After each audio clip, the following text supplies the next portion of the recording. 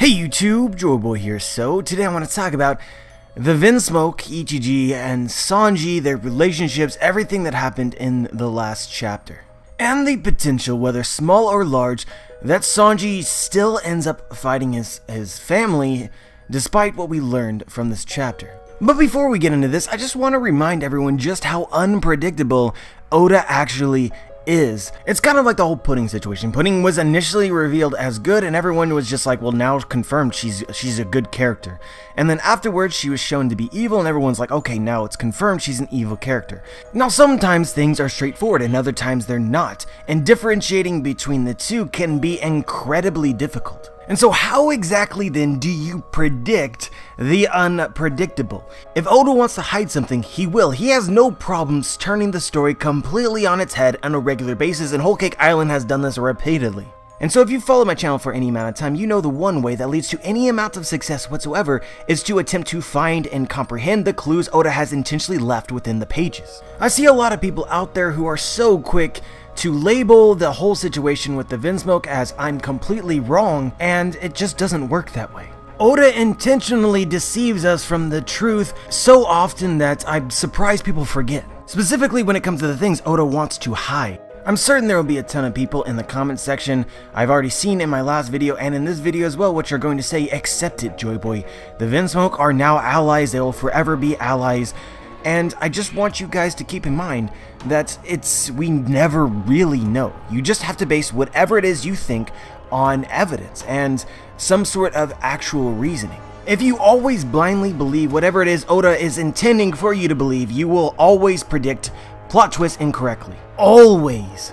So there may be times where my reasoning leads me to believe in a plot twist that is never going to happen, and therefore it was as blatantly straightforward as just reading the chapter at face value. But at the same time, this allows me the potential to be able to predict that which Oda intended to be unpredictable. It all comes down to a mastery of being able to find and interpret the clues, which is always a work in progress. But this leads me to the thought that the Vinsmoke are not as we are being led after this chapter. There's one thing that I think a lot of people are going to overlook with this chapter, which I find to be very important, which is that, of course, Sanji never got along with his family, including his father or his brothers. But which of these two entities, father or brothers, was far more antagonistic to Sanji? Now, of course, as a father, your responsibilities are a bit greater than that of your brothers, but the one who really held true hatred and ability to harm Sanji was the brothers and not Judge. Aside from their brief clash at the beginning of Whole Cake Island, if we look at all the flashbacks and all the information, Judge never really laid a hand on Sanji. He was disappointed in Sanji, he mistreated Sanji from the perspective that he never helped him, but the people that really made Sanji's life hell wasn't his father, it was his brothers. And this is even held true in the Whole Cake Island arc, because the main antagonistic force within the Vinsmoke during Whole Cake Island itself was again the brothers and not Judge. The point that I really want to make here is that resolution is not only important between Judge and Sanji, resolution should also be important between Sanji and his brothers. And why this is curious is in this last chapter, when we get all of this resolution between the Vinsmokes and Sanji, the only one who really speaks is Judge. A lot of people are reading this chapter as the Vinsmoke have done a 180, but the only one who's really done a 180 for sure is Judge. The brothers did not at one point in time ever say that they had any intention or good feelings for Sanji or really want to help him. At this point, we do not know how the brothers actually feel about what went down in this chapter, because the only lines that we get of any personality whatsoever from them is Ichiji essentially telling Niji to leave Reiju alone. If she's going to be weak, then that's her fault. And Ichiji specifically refers to all of this as nothing more than a mission. So because they didn't actually say anything in support of the plan, in this last chapter, there is still hope for a Vinsmoke and Sanji battle, specifically Sanji versus his brothers, but probably not his father. And so because of the way that this is set up, there's only really one possibility for how this conflict would come about, and that's if specifically the brothers act against Judge Vinsmoke's will. They betray him. And there is quite a bit of evidence which substantiates this possibility. And so we'll start here, right? So, some people might say, well, certainly they didn't say anything in this chapter in support of the plan, but they're still fighting alongside Judge Vinsmoke in order to protect the Straw Hats. And my argument for this is something based on what Reiju said, which Reiju called herself an accomplice, that she has been programmed in such a way that she cannot disobey Judge Vinsmoke's direct commands. So it's quite possible that the brothers at this point in time have absolutely no say or choice.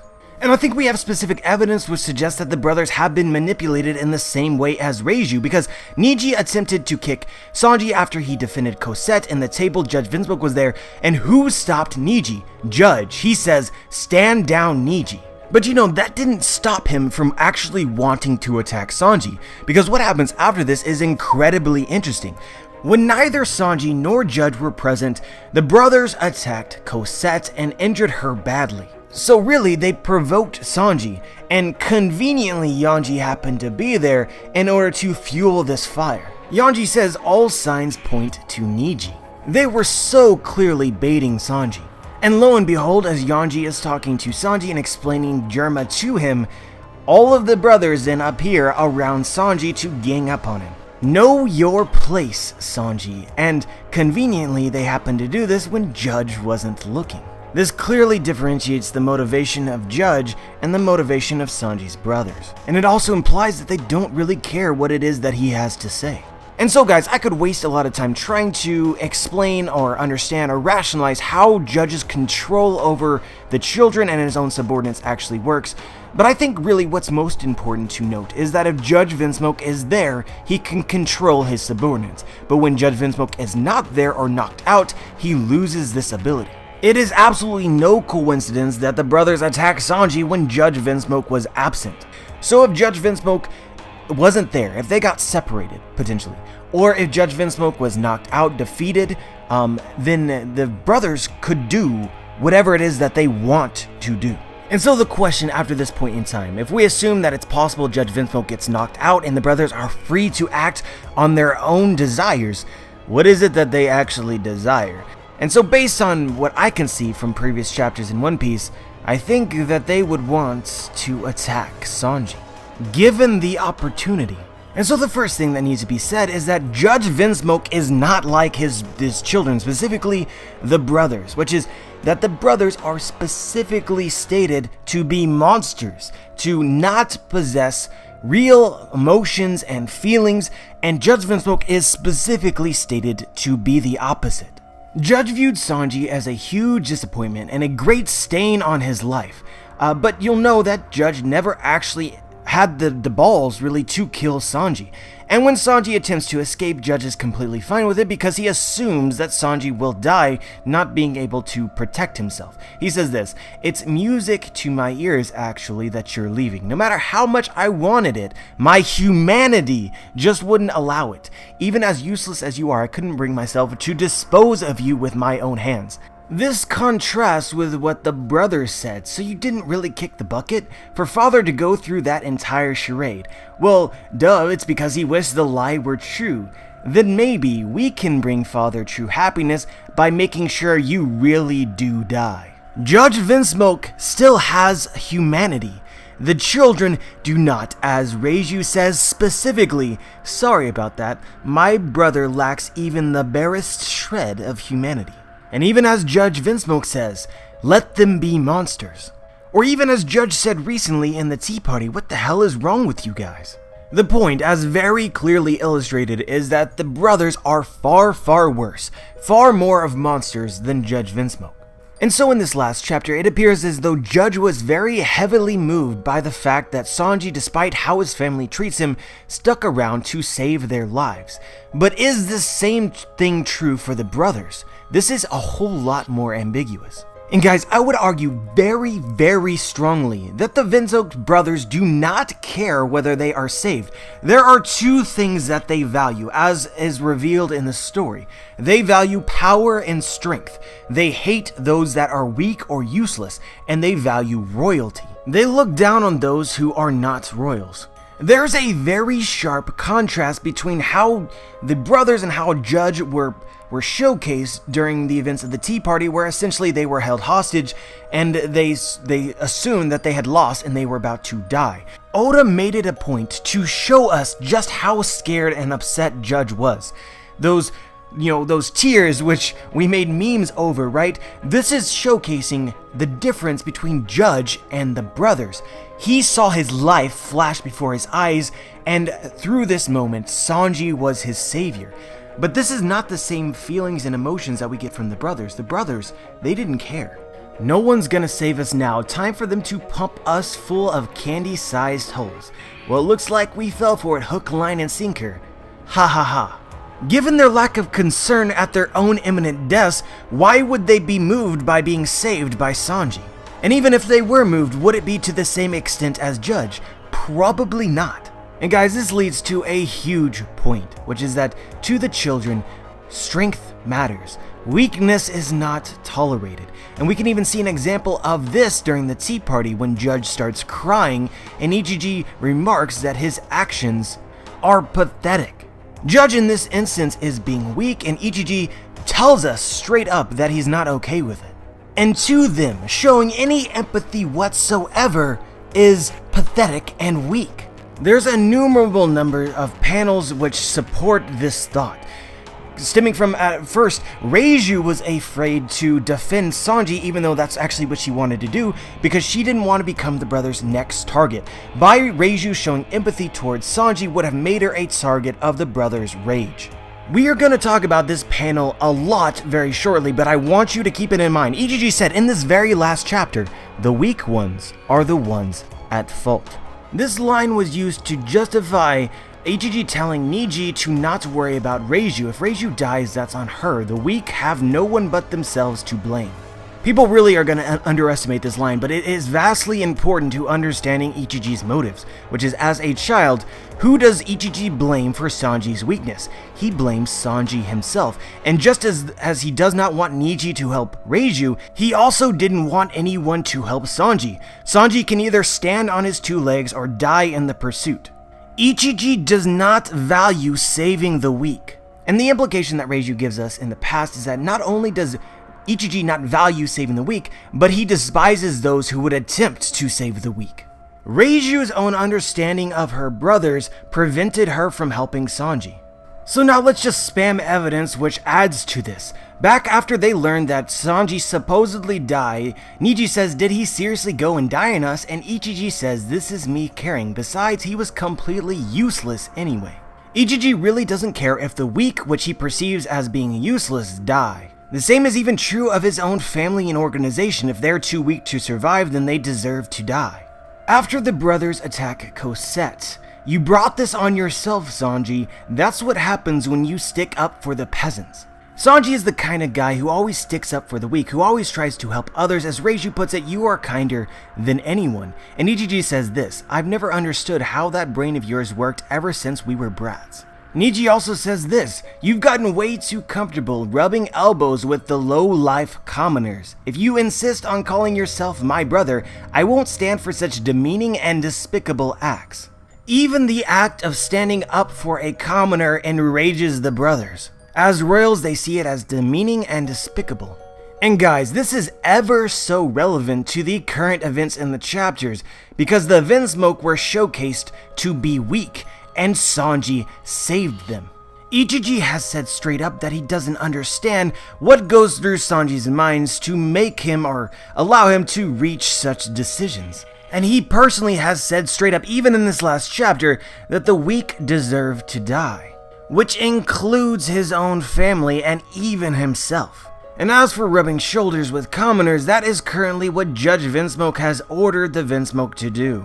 And Judge Vinsmoke is also trying to selflessly help the Straw Hats and their allies, who at this point in time seem weak compared to the Big Mom Pirates. Ichiji has stated that the weak need to fight for themselves, so the Vinsmoke are currently fighting for the weak. Ichiji, which is something Ichiji does not understand. This whole situation is counter to what Ichiji believes in.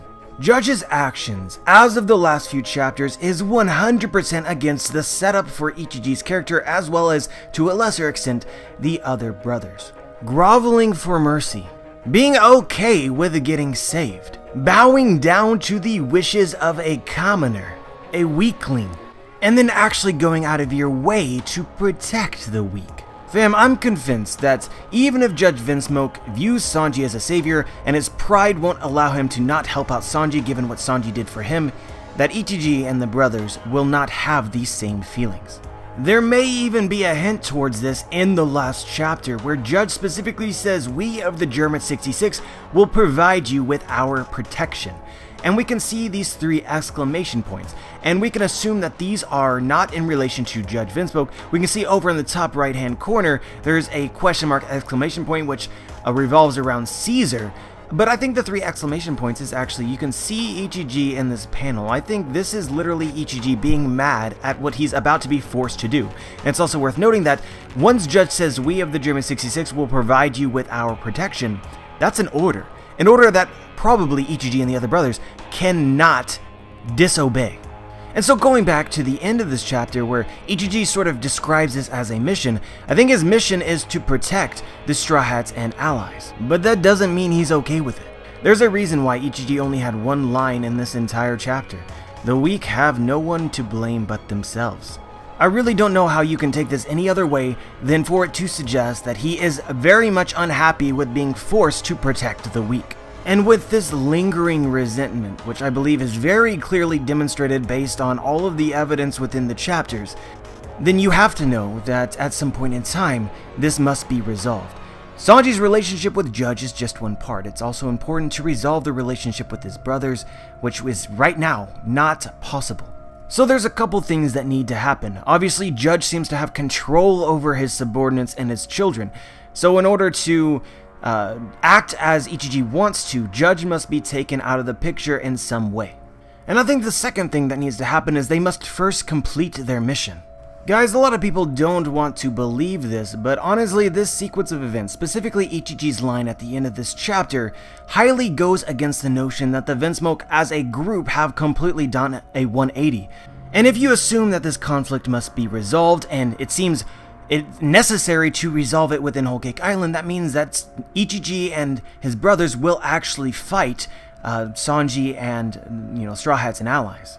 And if they can only fight after, for sure, Judge Vinsmoke is not able to intervene, and as well they complete their mission, this perfectly leads into my prediction that I made a long time ago and been arguing for some time for the end of this arc, which is that Big Mom would go on a rage, and she would get taken care of, and you're left with the Vinsmoke essentially going out for revenge. The absolute most critical piece for this puzzle, though, is the defeat of Judge Vinsmoke, or at the very least, it seems that way. But a very important aspect of this is that Judge Vinsmoke has done a 180. So now we have reason to believe that Judge Vinsmoke can actually fix the brothers. As Reiju says, they lack humanity, they're monsters, they are complete scum that deserve to die. But if they do something against Judge Vinsmoke's wishes, after essentially attacking the person that saved them, maybe even they attack Judge Vinsmoke himself, that would give Judge Vinsmoke cause to make them better people using science.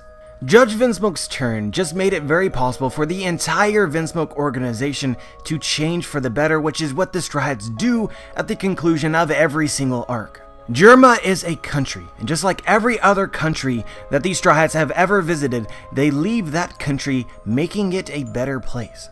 Think about that one for a bit. But anyway, guys, that's all I really wanted to talk about today. I expect to get hate from people who see short-sightedly.